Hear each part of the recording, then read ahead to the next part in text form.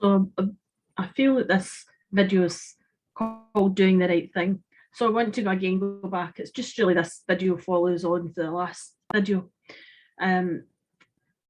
So when I split up with the partner that was violent, aggressive and everything, I left there and went back home to stay with my mother and father, and my brother was staying at home then,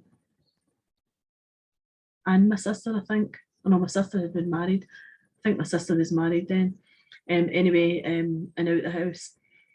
So left with no money, but I had my job, so obviously there was money still coming in.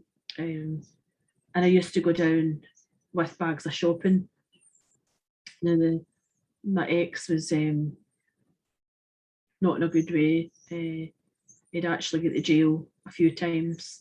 When he got out of the jail, I was still concerned about him. There was still feelings there, although I didn't love him anymore. I was still concerned like you would like a brother, because I've known him for a long, long time. Excuse me, I used to take bags of shopping down for him, make sure he was all right. And my mum used to be raging at me. How can you go down there? How can you do that? How can you take this shopping down after everything he's done to you? How can you still do that? And I couldn't explain it. I thought, is there really something wrong with me that I'm still have compassion for this man, that I felt as if he had to live with his cell, he had to live with everything that he had done towards me, and everything that what he'd done in life.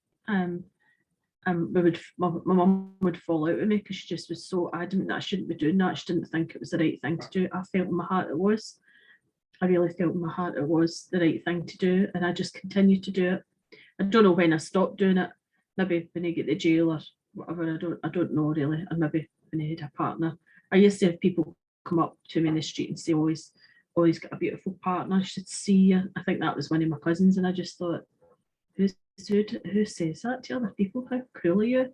Even though I had to, it was my choice to split up. I just thought, I'm not interested. I didn't want to know anything about him. Fast forward all these years, up until about 6 months ago, I think I used to be terrified to go out. I wouldn't want to go out anywhere. But that soon passed after the years that passed. Anyway, I met him. I was in town myself one day. Now I used to be a wee skinny thing, but a size 6 or 8 or something like that. But that was a lot of stress. It wasn't because I was overjoyed with happiness. Anyway, I seen him coming towards me, and I thought, oh my goodness. To me, he looked worn done. He looked old, and I couldn't see what I ever seen in him. And I don't mean that, if you ever watched this video, I don't mean that to hurt him in any way. But he stopped to speak to me, and I didn't really want to speak to him. And he just said, oh my goodness, you're looking great. And I said, thank you very much. And I wouldn't have ever said that. I wouldn't have never been able to say that if anyone did give me a compliment. And he started to tell me how he had been really ill at a death's door. He'd had his liver, basically, he can't take any more alcohol or drugs or anything like that, because he will die. And his full body blew up, and he just had basically what I would have called a spiritual awakening. I says, oh, you're finally waking up. You finally had a wake up call. And he looked at me and he said, he says, what do you do now? And I said, oh, I work with children, blah, blah, blah. But I said, I've got my own, I work for myself as well. I've got my own stuff. I work with angels. And he's just seen his face. I work with angels, the angelic kingdom. Oh, and I thought, he didn't wait a bit long after I told him that. I thought, listen, after I left you, that's what happened.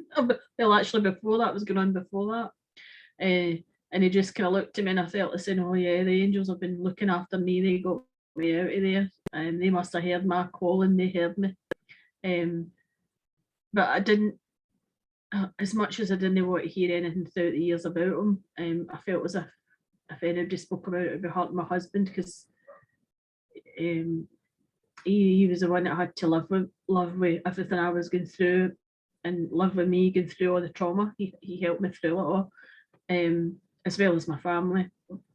But I used to feel it for my husband if anybody spoke anything about it, because I just didn't want him to feel so upset, because my past is kind of like his past as well. So I feel like in life, regardless of what happens in your life, always do the right thing. Always do the right thing. Call in your heart, call in your angels, and do the right thing, regardless of whether the person's not doing the right thing for you. Because at the end of the day, we are all one. We will all meet up together one day, I believe. And I just feel as if I want it doesn't sit right with me not to do the right thing.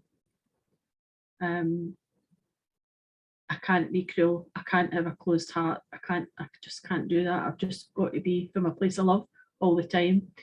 And I know he will not be a very happy person. Yeah, I would never ever be interested in anything like that ever in my life, because I've got my husband now. He's the only person I'm interested in. I don't wish him any harm. I actually wish him all the wellness and abundance of health in his life. And if he can ever find happiness, that'd be lovely. I'm